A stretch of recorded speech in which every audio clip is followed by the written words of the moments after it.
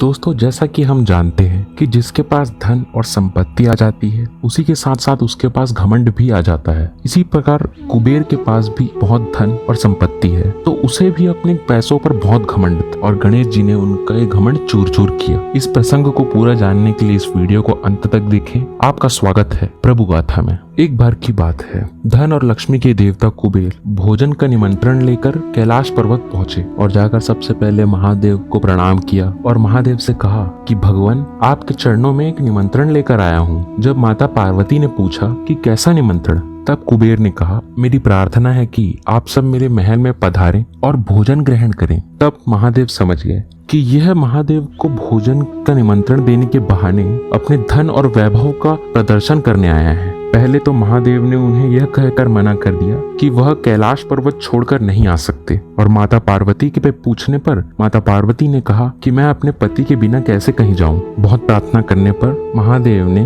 गणेश जी को कुबेर के यहाँ जाने की अनुमति दी और कहा, गणेश को स्वादिष्ट भोजन बहुत पसंद है, आप गणेश को साथ ले जाइए। कुबेर बहुत खुश हो गया और गणेश जी को प्रस्थान करने के लिए कहा। श्री गणेश और कुबेर भगवान शिव से आज्ञा लेकर चल दे वहां से। कुबेर और श्री गणेश उसके राजसी व्रत पर बैठकर कुबेर की महल की ओर निकल पड़े और हमेशा की तरह गणेश जी के साथ मूषक भी थे। जब वे अपने महल के पास पहुंचे तब कुबेर ने अपने महल का प्रदर्शन करना चालू कर दिया। कुबेर का महल बहुत ही भव्य था। मूषक तो उसके महल को देखकर अचंभे में ही डूब गए। मूषक और गणेश उसके महल को देखकर बहुत खुश हुए। अपने आमंत्रण के अनुसार कुबेर जी ने श्री गणेश को भोजन पे बैठाया। कुबेर ने भोजन में मोदक, लड्डू, फल और अनगिनत पकवानों को प्रस्तुत किया। भगवान श्री गणेश भोजन पे बैठते ही पहले अन्नपूर्णा माता की प्रार्थना करी। प्रार्थना के बाद गणेश और मूषक भोजन आरंभ कर लिए और अलग अलग पकवान खाने लगे। यह देखकर कुबेर बहुत खुश हुआ।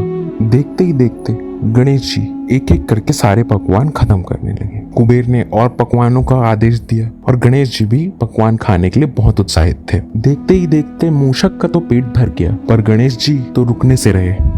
एक एक करके पेड़े, काजू कतली, मोदक, इनमें से कुछ नहीं बचा और अब कुबेर भी हैरान हो गए थे और जैसे ही भोजन खत्म होता वह और भोजन का आदेश दे देते। अब भगवान गणेश इतनी जल्दी भोजन खत्म करने लगे कि दास भोजन लाते लाते रुकते ही नहीं थे। लगातार हलवाई खाना बना रहा था और दास खाना लाया जा रहा था। महल में अफरा तफरी मच गई। भगवान गणेश रुक ही नहीं रहे थे और भोजन का आदेश देने लग गए। कुबेर घबरा गए और जब गणेश भगवान ने और भोजन मांगा तब वह डर गए और उन्होंने कहा कि इस पूरे शहर का भोजन खत्म हो चुका है, अब यहाँ कुछ भी नहीं बचा। तब भगवान गणेश ने कहा कि मैं तुम्हारा अतिथि हूँ और मेरी भूख शांत करना तुम्हारा कर्तव्य है। और उन्होंने कहा, या तो भोजन लाओ वरना मैं तुम्हें खा जाऊंगा। यह सुनकर कुबेर घबरा गए और वहां से भाग गए और भागते भागते कैलाश भगवान शिव के शरण में गए। अपनी रक्षा को पुकारते पुकारते महादेव से प्रार्थना करी। महादेव समझ गए कि श्री गणेश ने अपना कार्य कर दिया है और कुबेर से बोले, क्या हुआ कुबेर, क्या बात है? तब कुबेर समझ गए और भगवान शिव से बोले कि प्रभु,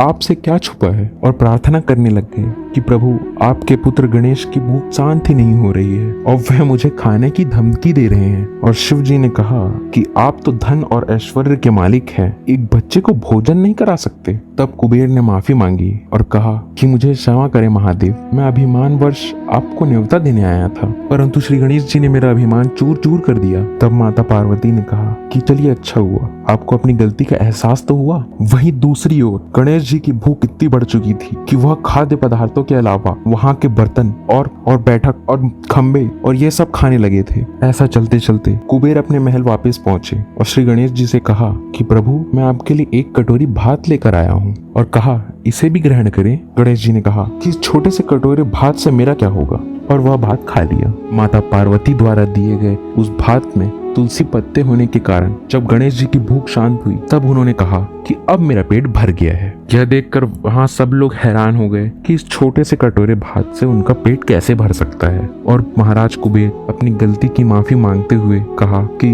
प्रभु, मुझे माफ करिए, शायद मैं अतिथि संस्कार अच्छे से नहीं कर पाया, मुझे क्षमा करें। और गणेश जी के पैरों पर गिर गया।